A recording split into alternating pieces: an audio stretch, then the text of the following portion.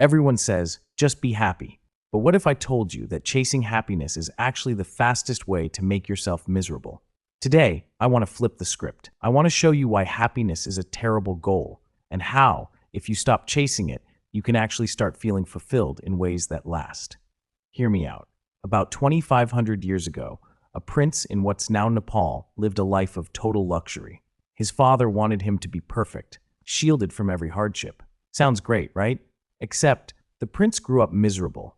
Every gift felt empty, every luxury meaningless. So he ran away, not to a spa but into extreme suffering, starvation, cold, loneliness, and even that didn't solve the problem. After 49 days sitting under a tree, he realized something profound. Life involves suffering. Wealth doesn't stop it. Poverty doesn't stop it. Happiness doesn't stop it.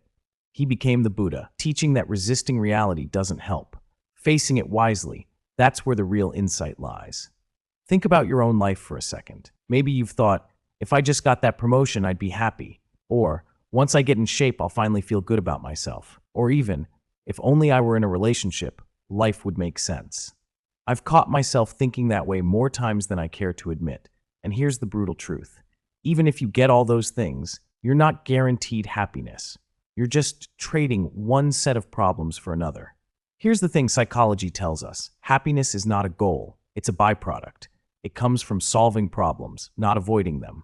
Not the big heroic problems necessarily, but the daily, messy, real-life stuff, like fixing tension in a friendship, figuring out how to eat better without hating your life, or showing up consistently for your own goals.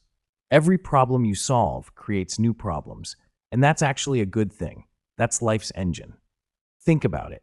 You finally figure out how to eat healthier. Great. But now you have to deal with meal prepping, resisting junk food, figuring out what to cook, and somehow explaining to your coworkers why you're not eating the birthday cake they brought in. You solved one problem, and immediately a handful of new ones popped up. Or you get that promotion you've been grinding for. Fantastic. But now you have bigger responsibilities, more meetings, more stress, and probably more office politics. Solving one problem doesn't mean life suddenly becomes easy. It just means the problems evolve. And that's actually a good thing.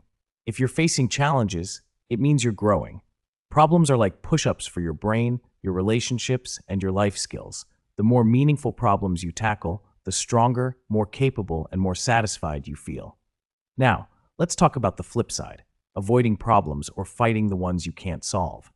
If you try to avoid all problems, life starts to feel empty.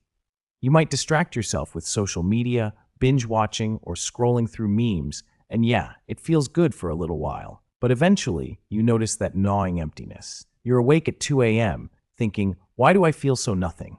That emptiness comes from ignoring the engine that actually drives growth, problem solving.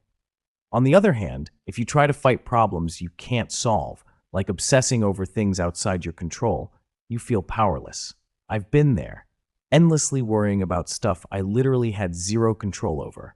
It's exhausting. And the more energy you waste on unsolvable problems, the less energy you have for the ones that actually matter. The trick, the part that actually changes the game, is learning the difference. When it comes to solvable problems, tackle them. They're your playground, your opportunity to grow, your source of real satisfaction. But unsolvable problems, acknowledge them, let go, redirect your energy. Wasting effort here only leads to frustration. And then comes the best part, choosing which problems are meaningful to you. That's where life stops feeling like a random chaos generator and starts feeling intentional. Solving problems you care about isn't just a way to cope, it's how life rewards you with that quiet, deep kind of happiness that doesn't vanish the second Instagram pops up. So yeah, life will always throw new problems at you, but if you choose the ones that matter, if you learn to solve them without getting crushed by the ones you can't, you're not just surviving, you're actually living. So here's what I've learned and still practice myself. Stop chasing happiness. Instead, chase meaning and engagement. Seek problems you enjoy solving. That's where satisfaction comes from. Face reality. Don't numb it. Yeah, Netflix, alcohol, memes, they feel good for a second, but they don't solve anything. They're temporary highs. Embrace your own suffering. Not the dramatic, I need to live in dirt for enlightenment kind. Just notice it. Learn from it. Adjust. That's how you grow. I promise, when you start seeing life this way, Happiness stops being something you chase and starts being something that sneaks up on you while you're busy living well.